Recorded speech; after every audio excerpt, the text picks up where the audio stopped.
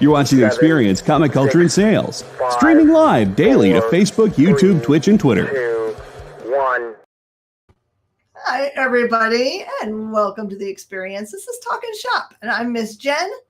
As always, we're here to point you to the coolest stuff there is in comic books, whether it's going to be at your local comic shop, or it might be a backer kit, or a Kickstarter, or some other crowdfunding, but also available to your local comic shop. This is your way to say, hey, local comic shop, I see that there's this project. Maybe you can talk to the creator and get a retailer package, right? So you have it, you pick it up, still support your LCS, but get the cool stuff, right? All right, today we got awesome stuff coming your way. We are going to get to talk to Ari Rubin, and we're going to talk to Jay Sandlin. And I know you guys are super excited for this because you guys always are. Remember that you can also ask questions in the comments. So start thinking about what you want to ask, or just pay close attention. Maybe something will strike you. And I will see you guys in just a second. We'll have it on. We'll get going.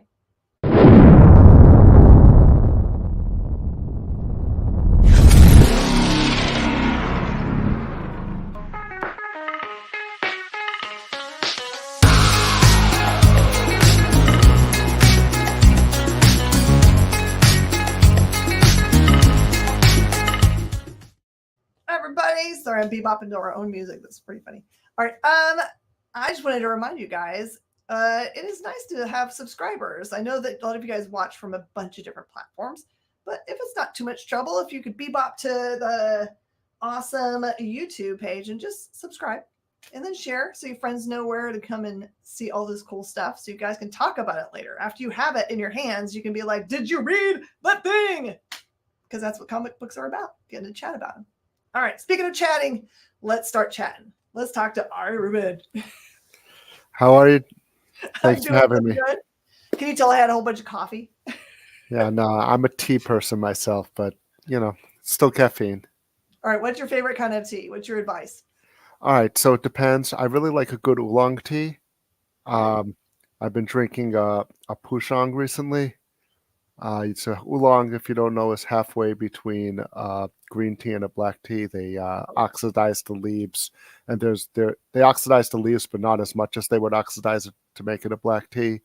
So you get a wide range of oolong teas. It could be 10% oxidized, it could be 80% oxidized. So there's a whole variety of different things between green and black tea that's called oolong tea.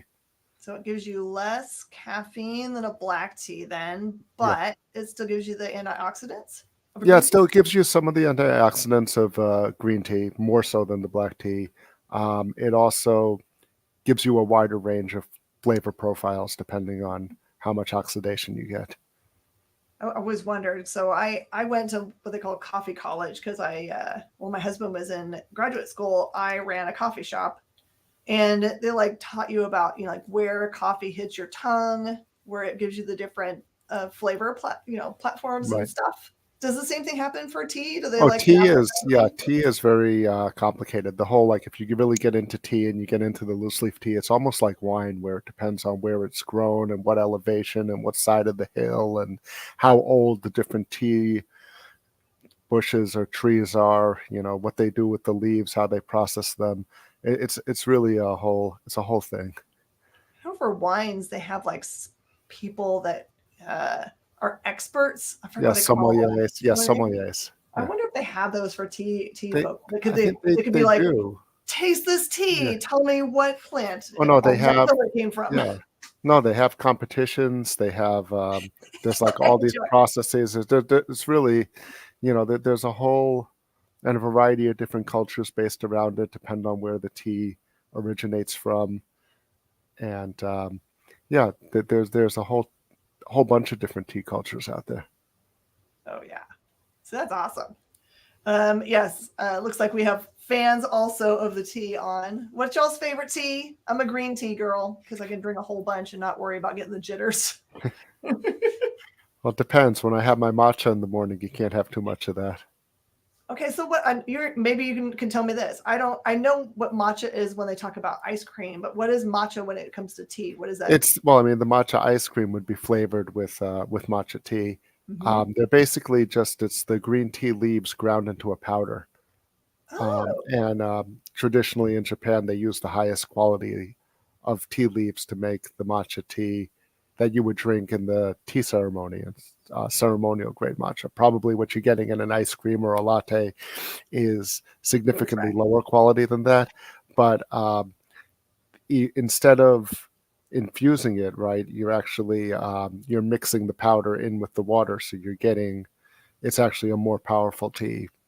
It gives you they say it gives you 6 hours of energy sustained rather than coffee jitters. I don't know if it's quite that much for me, but it's more because you're actually ingesting the entire leaf rather than whatever gets infused through the leaves. so I might have to look that up because I always thought that the only way to get matcha was something sweet, and I'm sugar free, so it looks like you could just get it as Yeah, regular. you just get it. It does tend to be expensive, and you do need to actually follow the instructions of how to do it, especially at first till you figure out, you know. But they say it's a good coffee substitute. I was never a coffee drinker myself, for a variety of reasons, but the it is a very I start the day with it. That's my waking up caffeine. I love this. There's like a whole discussion going on in the sidebar here. Chuck's raw review says Earl Grey makes him happy, loves the floral notes. And then Jay, our Picard, right? Picard's tea. That's right. It's true. It's Picard's tea. And then Jay's, I like this. Welcome to Talkin Shop. And Chuck made a guffaw in the writing. It reminds me of my dining tea, which my English parents, nope, meant with, not which. Way more interesting story though, Chuck, as which. Yeah. So what got you into tea? Was it when you were a teacher that was like an easy go-to during the day, or?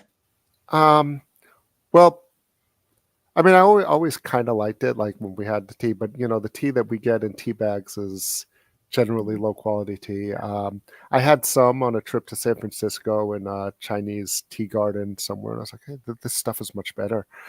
But then we visited a bunch of the shops in Chinatown when we were there, and we got a little bit of information about it. We got to taste a bunch of different things, and it kind of was like, yeah, this is good. And then there was a few years ago where I wasn't able to drink for about a year alcohol because of a medical issue that I had, which thankfully I can again. But during that time, I needed something to replace it that had the same.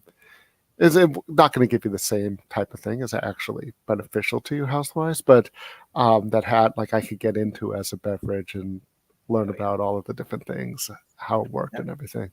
It's weird because that was kind of my thing too. Like when I gave up, I haven't had alcohol since '95, so that's never been a thing I could do. But for my replacement for sugar, I tried to talk myself into coffee was like a dessert, even though it's not. So yeah, I can understand like the whole tea as a spoiling you. Yeah, you need something, right? Mm-hmm. Lieutenant says it was never able to enjoy tea, even iced. After years in the Navy, only can enjoy coffees. Yeah, I can see that. Nobody's telling you what to drink or what's better or whatever you like. All right, Chuck says, what tea blend do you think makes the most interesting iced tea? Oh, iced tea. I tend to drink most of my tea hot, actually. Even in the middle of summer, I drink it hot for whatever reason. I guess making iced tea takes a long time. If you're gonna buy the sugary stuff from the store, whatever, in a bottle, but actually making it the way I would make my regular tea would take a long time because it takes longer to infuse in cold water than hot water. You need to leave it for hours, things like that. So I tend to drink it hot, but I know some of the teas that I have, they say they're good iced, many of the green teas, but I wouldn't know from personal experience. We'll have to figure that out. Yeah. So how did you get into writing? Was this something that was a true love of yours from childhood, or something you grew to love later?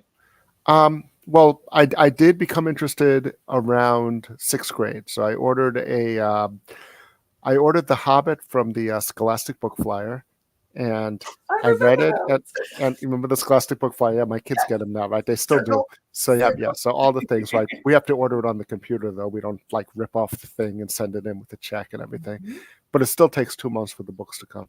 So there's The that worst. nostalgic part anyway. But so I ordered The Hobbit because it looked interesting on there, and I read it, and then I read Lord of the Rings after that, and by the end of the seventh grade, I said, those games that I'm playing with my castle Legos, maybe they'd make a good story. I'm gonna try to be a writer.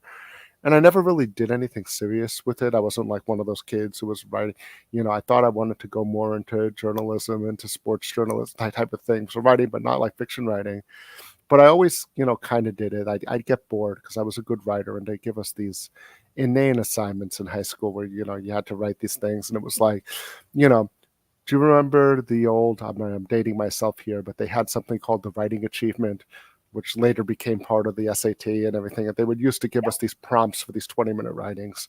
And I knew I was going to do well on it anyway, because I always did well in writing. So I would start writing these science fiction stories based on whatever quote we were supposed to respond to instead of the, thing. And I kind of, was doing it casually, that kind of thing. And then in college, I started as a poli-sci major for some reason. I thought I was interested in that, but I hated it because, classes were like, 300-person lecture hall. Your papers were graded by a TA. You didn't have any access. And then, I took a creative writing class as an elective, and I was like, oh yeah, I remember I wanted, I had an idea once upon a time that I wanted to, do this. And just sort of, that's when I kind of became more serious about it and, started writing. And then, I ended up majoring in writing. I ended up publishing my first short story about a year after I graduated from college. And, that was kind of how I got into it and was pretty serious about it ever since. So where was that first short story published? That first short story was published in a now defunct literary journal called Skyline. And there was one that was actually an earlier short story, one that I was part of my portfolio, my senior portfolio thing in college that was published about a year after that. So it was actually written before in another defunct literary journal called The Scrivener's Pen. These things come and go. Mm-hmm. But those were the first two. I kind of worry a little bit because those magazines used to be the kind of where I think about like science fiction. Yeah. Writers got their start.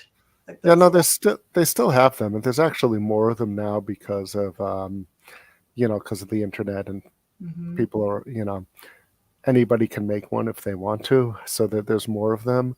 But there's still fewer that are considered pro markets or Mm-hmm. paying markets or these kinds of things. So I write in a variety of a whole bunch of different genres, a whole bunch of different mediums, and short fiction. I still do short fiction, but short fiction's a tough one right now. It's a tough market for it right now.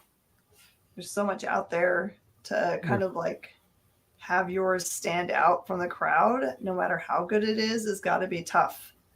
Yeah, I mean, and it's also, the whole submission thing, and then you wait on them to come back, and some of them don't offer simultaneous submissions, or, or they don't, they all have their different thing, their different rules, but, you got to do it. You got to get the stories. I mean, you could put them on your own blog. You could put them, on your own website. That's another path you could do. There's different things people do. But if you're trying to get them published, traditionally published, you just got to go through the whole thing, try to make 100 submissions a year. And, they say you're supposed to get 100 rejections, which means theoretically you're submitting more than 100 things a year. But I don't like that kind of goal setting because it's beyond your control. Saying you're going to get 100, I mean, it's a trick, right? You're tricking yourself by saying I'm getting 100 rejections, but that's not something I can control. I can't control how many they're going to accept or reject. I can control how many I submit. That's something that is in my control. I can control, within the parameters of life, how much I write. I can't control what editors decide to buy or not buy, or, things of that nature. So help us peek behind the curtain for people that are like, I'm thinking about maybe writing some things, but I don't know I know how to, I understand the submission process, but how does one get paid in this instance? So talk to them a little bit about what it looks like. You've submitted a bunch of things. Yeah. What is getting paid for doing writing look like? It depends on the thing, right? I mean, obviously, ideally, you'd want to be published in a pro-paying market. There are a few of those, and they're hard to get into. And even if you get one, you're not going to get, you could, I shouldn't say that, some people do, but it's hard to break in there. You have to, if you only want to be published in paying journals, you have to research what those are. There's sites. You can go on Poets and Writers. You can go on Do a Trope. There's Submission Grinder. There's a whole bunch of different aggregators. And you look at the submission guidelines. They'll tell you either they're paid or not and how much. And then you have to make a decision about, what you want to do. And it really differs from market to market. It's also different, like when you're writing comics. I had a work for hire story come out in an Ahoy book last week. And they pay you a page rate and there's a contract and all of that, kind of thing. And then, or you could kickstart your stuff too. You could self-publish through Amazon and get paid. But any way that you're looking, you just have to read all the fine print and know what you're getting yourself into. And you got to do your research, talk to other writers, but also do your own research and figure out what the legal terms you are. And there are, like, there's going to be, you're probably going to have to start in journals where you don't get paid if you want to go that route, or you get token payment or royalties or contributor copies or whatever it is, and build your way up till you have enough credits that, they say they read without looking at your credits. I'm sure some of them do. And I also know that back when I was in college and I was working for a literary agent, I had an internship for a literary agent. I was reading the slush pile and I was told if someone has an entire list of nice credits, that one automatic, you have two piles. You have maybe and no. And your maybe, and then the maybes go on to the, your boss, the agent, and then she gets to read them and she decides from there, yes or no. But if someone had a slew, like, they won whatever awards, or they had all these journals stories published, and that automatically goes to the maybe, whether you like it or not. That was 20 years ago. So who knows? Everybody, everyone's different, but, it doesn't hurt. You have to build your credits just like anything else. Yeah. So here you go. From the horse's mouth, you got to do work. It's not automatic. You do work or get lucky, right? Or know someone, right? Be discovered. Yeah. All right. I want to talk about the alpha alphabet because, first of all, I have to say that however you got together with your artist, Sarah, it was perfect kismet because the art is just mind-blowingly good. So it's a great story how we got together for this book. So Sarah was my daughter's preschool teacher.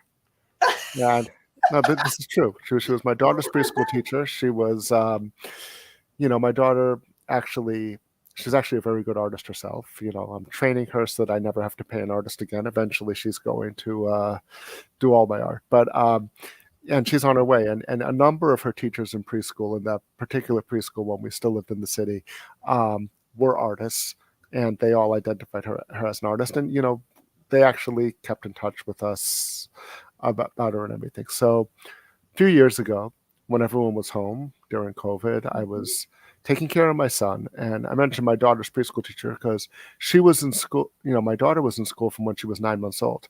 They didn't have paternity leave at the time in the DOE, which they do now. It changed, new contract, the union never changed. So both, my wife was working, I was working. She had to be in preschool. She was 9 months old.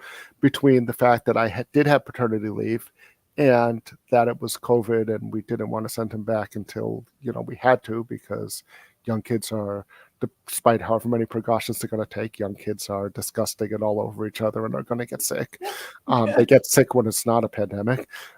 We kept him home as long as possible and gave him 1 year of preschool. But at the same time, I didn't want him to fall behind.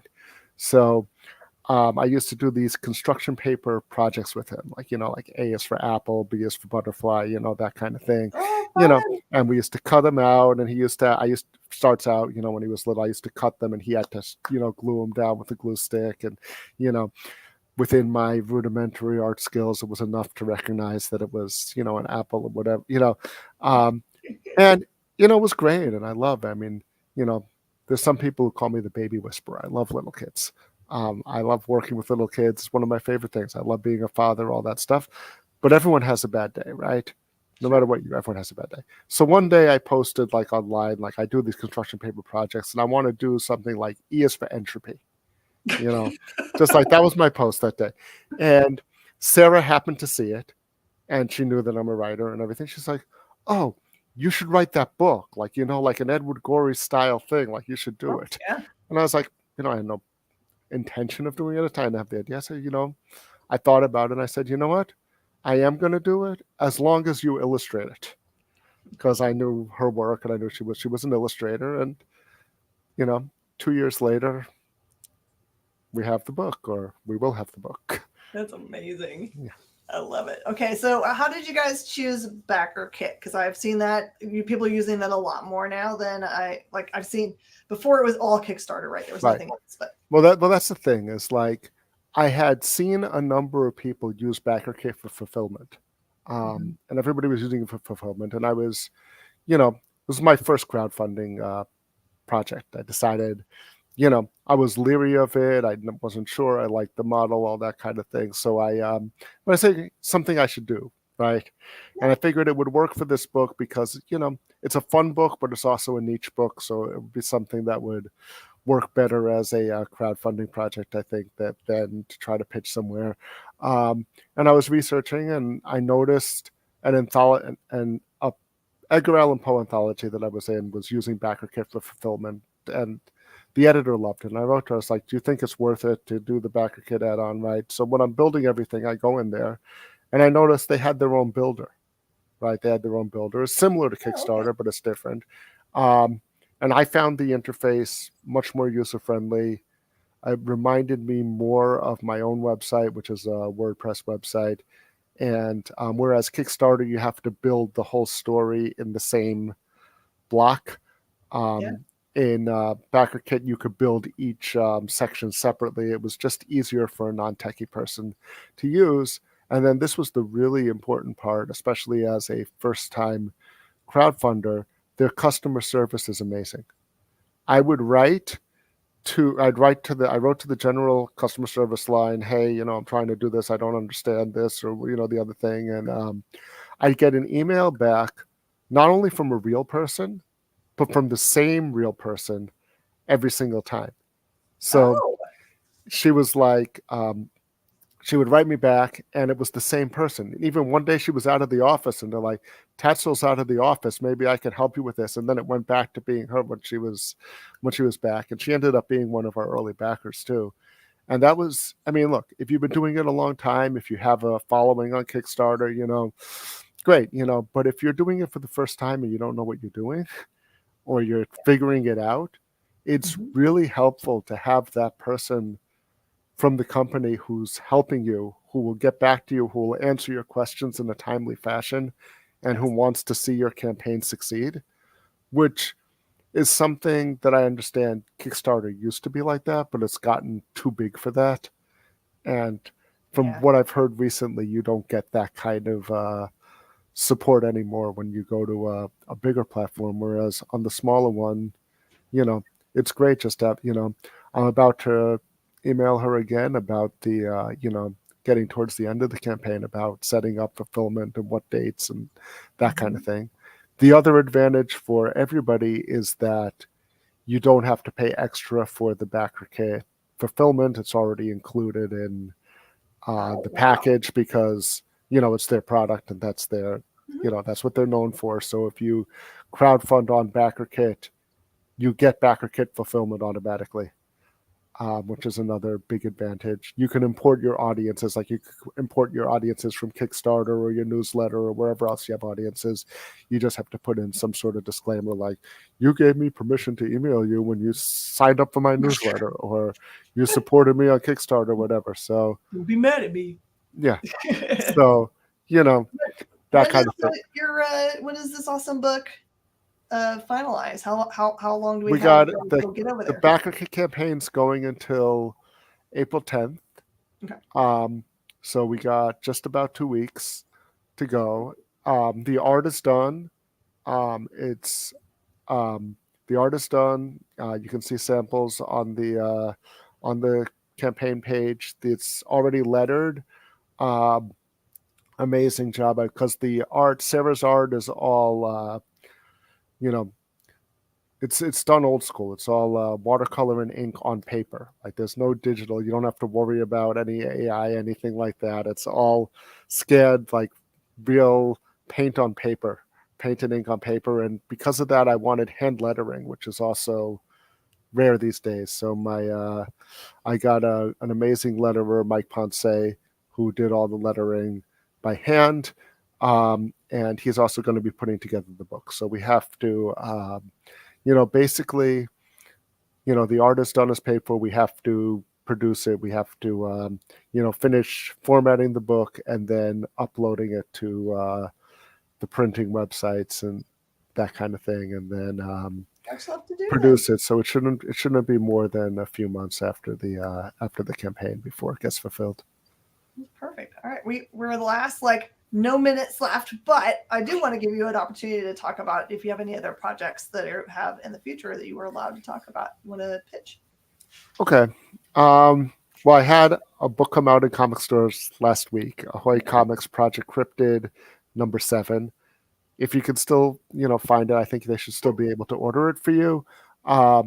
It's part of their anthology, which is, it's Cryptid #7, but each issue has 2 standalone stories in it, 2 or 3.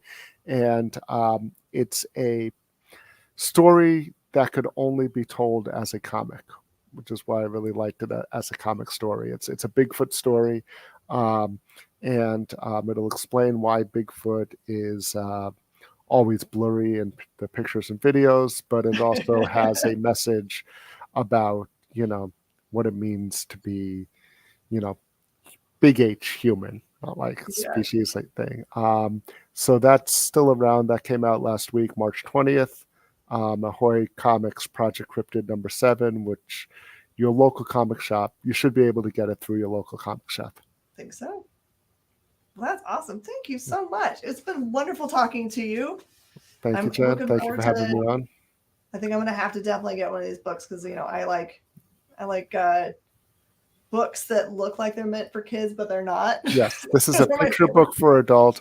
We say, adulting is hard. Nourish your inner emo child. There you go. That's our little tagline for it. So, it's like the blues. It's like, we can all, commiserate together and hopefully all feel better in the end. Exactly. Sarah says it's like an exorcism and therapy at the same time. Oh, that's a great quote. Sarah, I love you, whoever you are. Well, that's so cool. Thank you so much. I appreciate you. Thank you for having me on. Half an hour of your time. It's always wonderful. And thanks for everyone for interacting. You guys were awesome, especially with talking about tea. Yep. All right, everybody, stick around. We're going to get to talk to Jay Sandlin next. We're going to take a little break and be right back. Thank you so much. Thank you.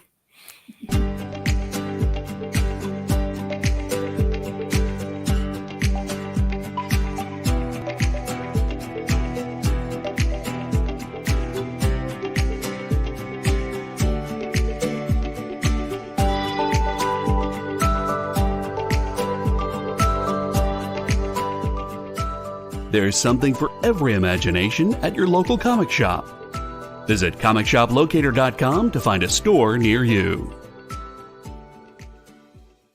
Did you know that every experience show, including some exclusive content, streams on Twitch? Check it out, twitch.tv/the_EXP. Or just scan that QR code.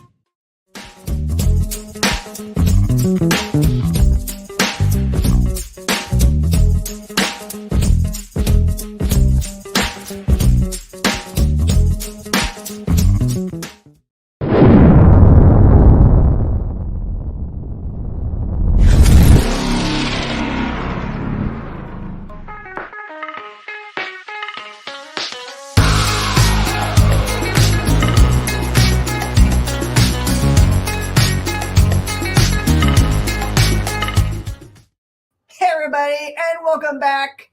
I'm super excited. I'm trying to work magic here and get you guys a CEO on today. So we'll see if this works. But meanwhile, let's get Jay Sandlin on. Hi, I'm here. Can you hear me? Hello and welcome. Perfect. Hey, can you hear me? Absolutely. Yes. I can hear you great. So good. Oh, that's perfect. So where are you hailing from today? I always love to figure out what people's temperatures are like out there. Okay, let's see. I'm in Florence, Alabama, where it's 67 degrees and windy. Oh, it's about like what it is here in Houston. We just had a big front move through and a little bit of rain. Not too bad. Houston, we have a problem. No, it's good. That means it's normal. We had this horrible thing happen this summer where we had 106-degree days, no rain for like a month and a half. Would much rather have the normal, which is rain every day. Does Alabama have any of that like normal weather that you're like, this is wrong? Afraid not. You never know what it's going to be. Did you grow up there? I am. Yes, currently. That's awesome. So you've got quite a lot of creation under your belt. I actually know your work more from Mad Cave for Over the Ropes and for what I call Heck Fighter Quinn, because I don't know how we started this, but we always say we're a family-friendly shop, so we just changed the names of everything that's even remotely. Heck Fighter, yes. Heck Fighter Quinn. That's fine. That's fine with me. He can be the Heck Fighter. It's so funny. Even when I look it up on if I'm going to do reorders for things, I accidentally type Heck Fighter, which doesn't come up with anything. No, you're not going to get anything off that. No. But yeah, this is, we're talking about Black Box comics today. Yeah. Black Box is great to work with, and I put out Gen Hunter with them previously.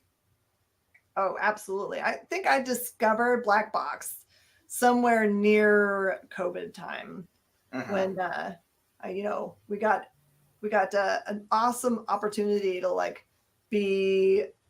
to look away from the big two for a little bit since they kind of went quiet and expand our reach into. I'm like, there's a lot of LCSs out there that already were carrying lots and lots of independent books, but this allowed us to expand into everything that was being carried. If you were making it, we were carrying it because we were, our customers were super hungry for really good content. So did you see any bump during that time?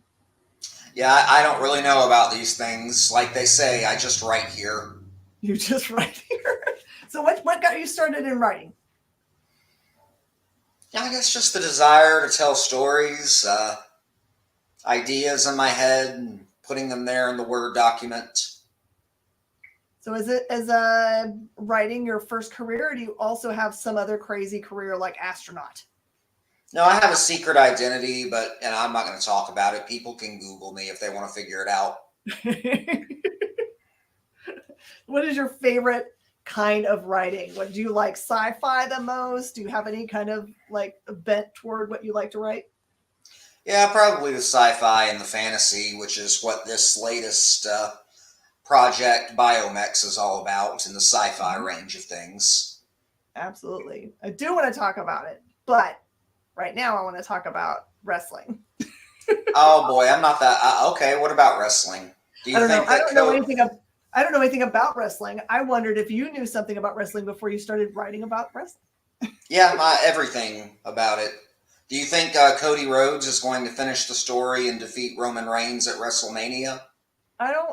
Who knows? My staff are all into wrestling, so everything I know is learned from them talking to each other. We have customers that come in on Mondays just so they can talk with my staff about wrestling.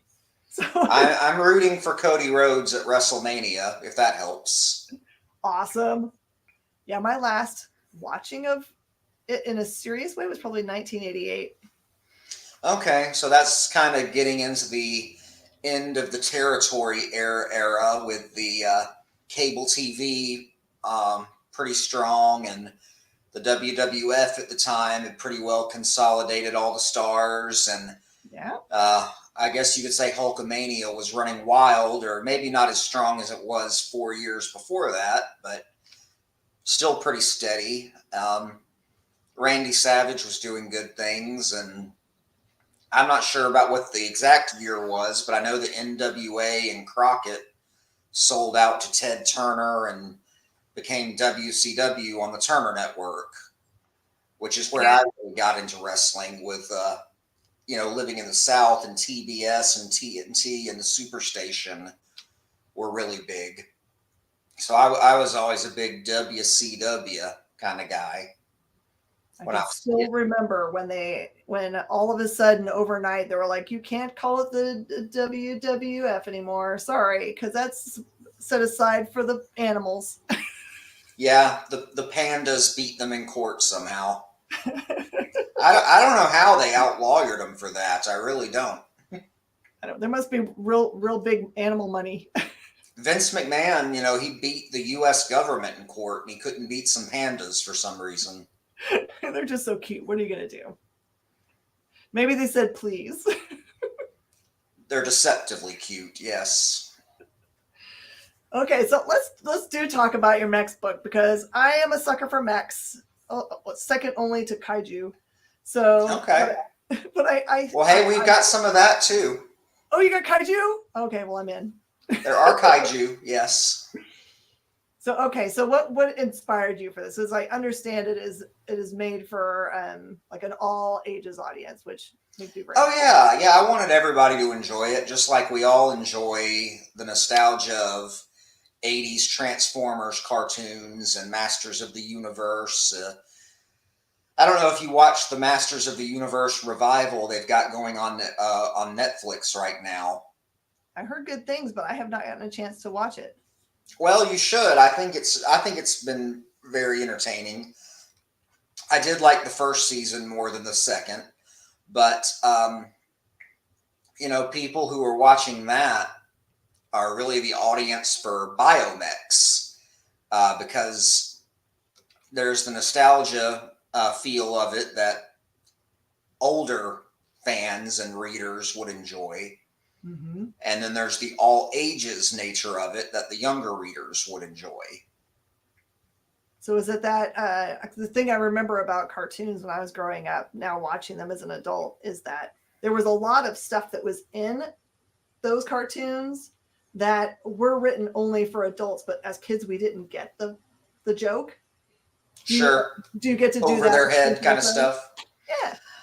I can't really think of anything that I put in there that was meant as an Easter egg or meant to be over kids' heads. No, I wanted more fun and cool artwork, which we've got with our great art team.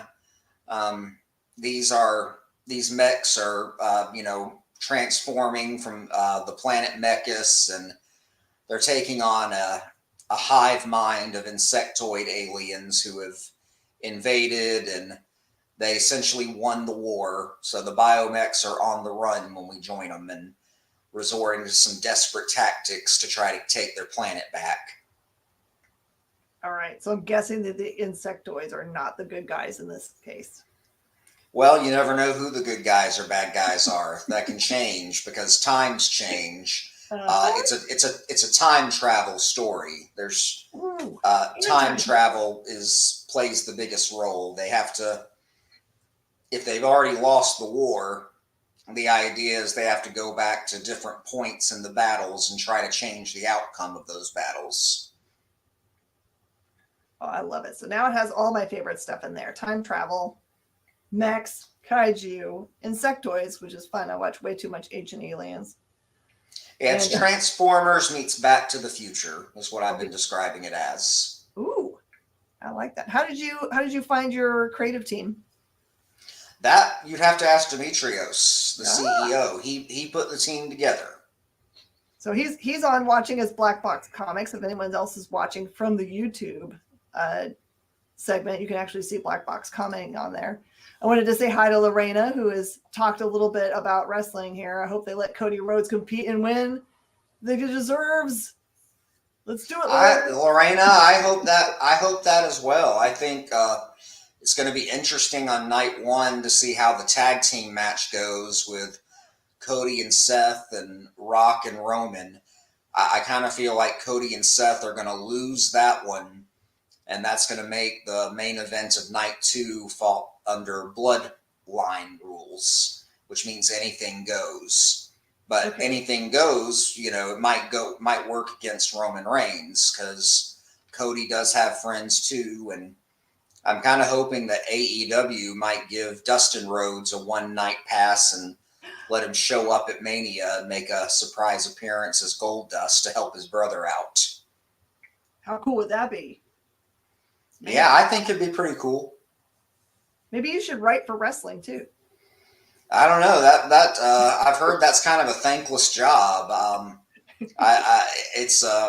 It would be hard because it's always changing, depending on, you think about the talent and how often they get injured or have to go away for some personal reason. And if you've planned out 6 months of stories with them, you have to take that eraser and make some big changes. I think I'd probably pull my hair out. I know that a lot of people don't, it has a lot of high turnover from what I understand.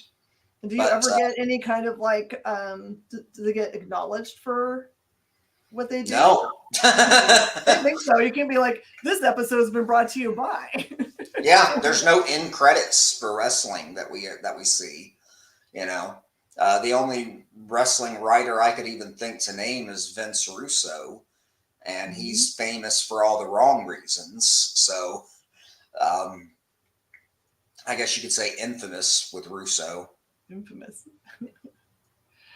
On our first segment today, we had a long talk about tea, and I guess one of our viewers over on Instagram is wanting to know what kind of what's the tea like in Alabama? Is it all sweet tea? I'm guessing. There's all kinds of tea. I just have the sweet tea from Jack's or Milo's, if that helps. So is Jack's the Jax the? No, Jack's. You don't know, you'll come back to Jack's for more.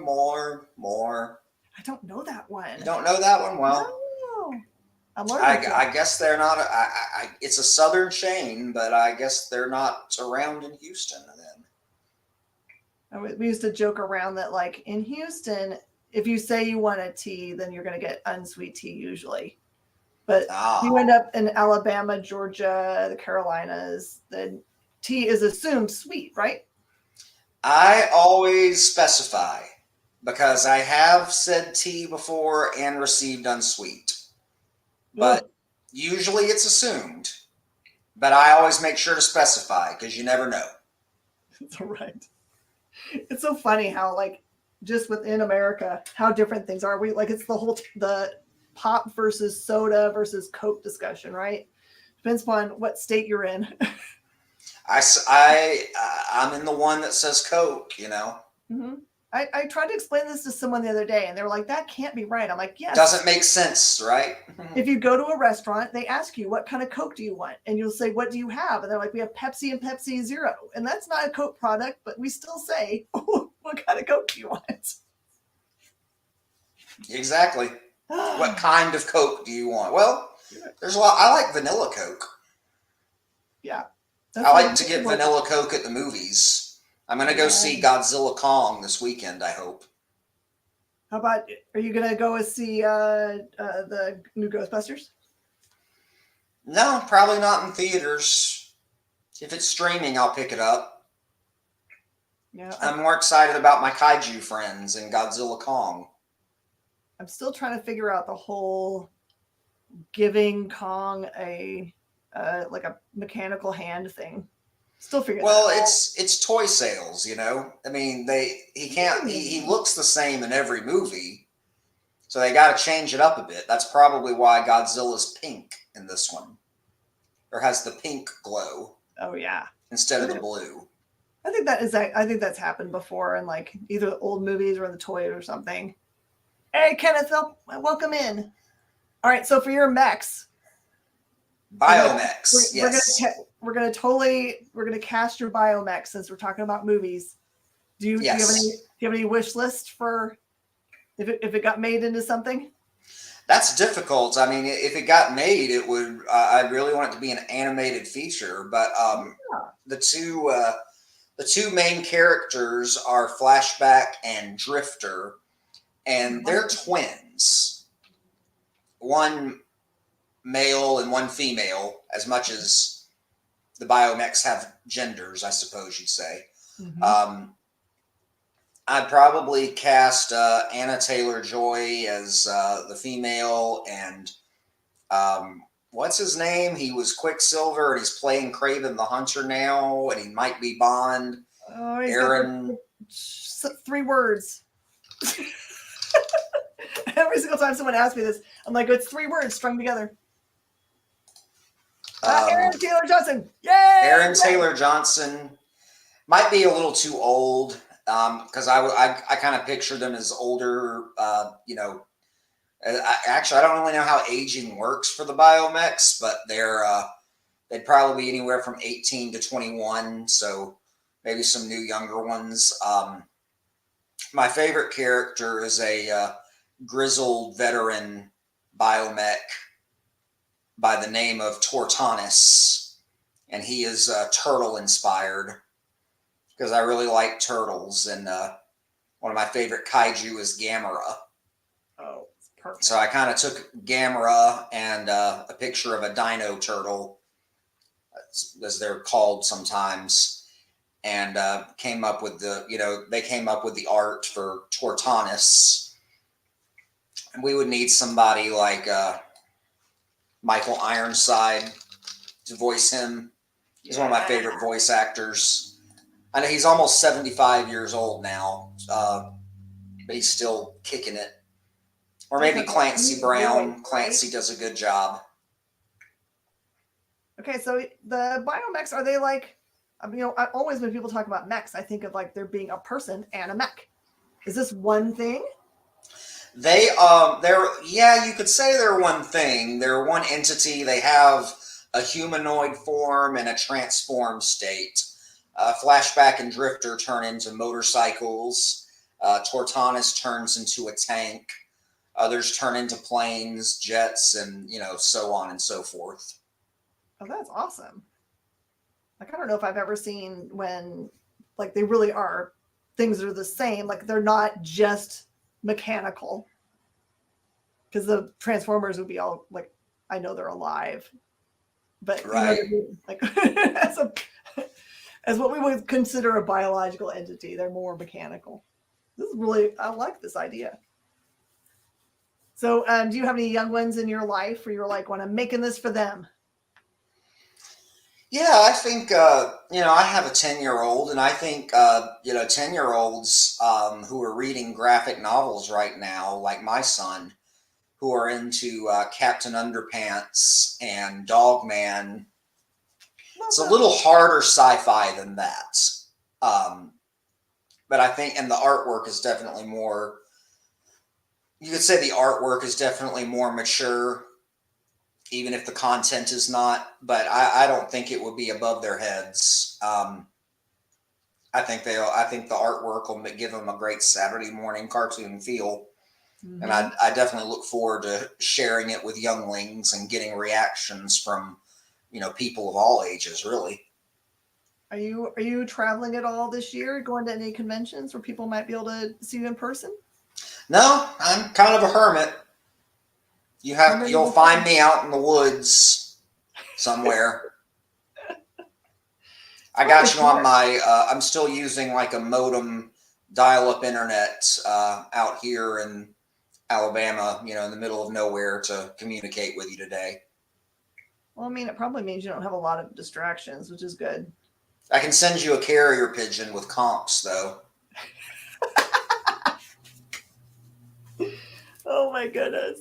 So how many issues are you hoping to put into this awesome title? We've got a 5-issue, 22 pages story arc for this run here. So you'll have a nice 100 or so pages of really great action from our art team with, the time travel story. Oh, I forgot one character. This one character is actually an AI by the name of Prodigy. I would definitely want Zachary Quinto to voice that one. Probably after seeing him playing Robot on the Invincible on Amazon series that's going on right now. I totally didn't know that was him. Oh, how could you not tell that's him? Sometimes I'm like, well, that sounds really familiar. You can't tell Spock's voice, you know? Oh, I'm still hoping for them to go back and do some Heroes. Keep hoping. You're living off a show that had one really good season a long time ago. Let's put it in perspective here. That's true, but they keep talking about it. Yeah, they're going to talk about it. They've resurrected it before and didn't know, like, nobody cared, right? Yeah, they're going to have to come with. I mean, because if you have a show that's like it's one big premise is to save the cheerleaders, save the world, and that part has finished, you got to come up with some other reason for us to care. We're far enough along. Maybe we can just age the characters and have some other catastrophe that's going on. I don't know. I'll watch Hayden Panettiere in anything. I would never actually have the guts to speak to her, and her husband is an 8-foot tall heavyweight champion boxer, but you know, I'd still take the chance. I don't know. I'm sure they're both lovely people. You don't have to worry about it. Are there any future projects you're allowed to talk about? You want to pitch? Yeah, I've got a concurrent project going on right now that's in shops. Mom Breaks the Internet from Scout Comics is a creator-owned series that I've got coming out right now. It's definitely different from Biomex. It's probably more adult, more political. But it's got some crazy artwork that I'm loving from our art team, where the premise is some fed up moms who are very tech savvy, are sick of the way some things are going in society, and they get together and hold the internet hostage until some things are changed. And we have scenes set in the real world and scenes that are set in cyberspace where we interpret things in a really fun way. I am not sure about the release date for issue 2 because things are kind of backed up right now, but issue 1 is out. But if you just check out Mom Breaks the Internet, ask your local comic shop or scoutcomics.com, you should be able to find that. That sounds kind of like a horror book to me. As I there's some scary. There are some very scary elements in it. Yeah, I would agree. Like even today, when they were saying that there might be some solar flare activity that would mess some things up, maybe it was like, the internet goes down for half an hour, and I think people would lose their mind. What do you do, right? That's kind of the question: is what do you do when when it's taken away from you and you're having to invoke real change to get it back, I guess. Yep. Maybe it would come back less crazy, but probably not. Are you a big online person? Are you just like, we have to be, right? I will say though, I've gotten less of an online person, and I probably shouldn't be, because I'm not doing very well promoting my stuff these days. But ever since they changed Twitter to X, I've just felt like a lot of wind came out of the sails for it. It seems harder, and maybe I'm just not willing to adapt. I don't know. All us old people are hanging out on Facebook. And I really don't do Facebook. I kind of got disenfranchised with Facebook years ago. Yeah, it's been years now. I tried to go over and be part of the Blue Sky people, but I've just run out of time to do all of them. I don't think I can take another social media platform. I think I've officially been left behind. Maybe. Are we both get off my lawn people now? We are dinosaurs, yeah. On the internet, we're dinosaurs. Oh, we've got some cool mech dinosaurs and Biomex. Shameless plug there. Oh, definitely shameless plug. All right, you guys, we're wrapping it up here, and we will make sure that you guys definitely go and message your local comic shop, get Biomex on your pull list. Let your LCS know, especially if you're unsure about it, you can at least tell them, like, I'm interested in looking at this book. Go order it and have it on the rack. Because I think it sounds interesting enough that someone will definitely want to pick it up. So, part of your LCS's deal is that if they don't know that you're interested, they may not pick up a thing. So just poke them. They're very interested and very thankful for the extra information, y'all, because there's a lot of info out there. Sometimes it gets biased. So I'm so thankful for your time, Jay. Thank you for joining us. And Demetrios, I'm sure you're out there. I'm sorry I couldn't get you a link. It's like one of those things, like, as I'm live, I couldn't figure it out. So I'm sorry. So nice to see you again, Miss Jen. Absolutely. I hope to see you maybe sometime out and about. If you travel, I'll see you when I see you. True. All right, everybody. Thank you for being here for Talkin Shop. We'll see you guys next week. I certainly appreciate all y'all's support, and thank you so much for being here. I'll see you guys next week. Bye, y'all.